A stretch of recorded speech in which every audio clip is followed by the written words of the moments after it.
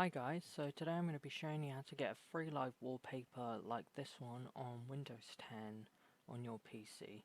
So the first thing you'll want to do is head over to your Microsoft Store, and at the top if you type in Lively Wallpaper by Danister, and then you can click Get here and the app for you. So once that's done, if you click Open on the app, it will be open like this. So here at the moment they have some active ones that you can choose from. At the moment they will have some more in the gallery, but that's not available right now.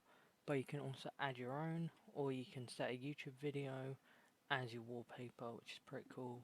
Or you could just browse, upload your own photos or whatever you like. And once that's done, you can also click on customize, so you can just customize your ones to however you like. Click close, and it doesn't really slow down your computer. It's all pretty good, as you can see. And yeah, that's how you get a free live wallpaper.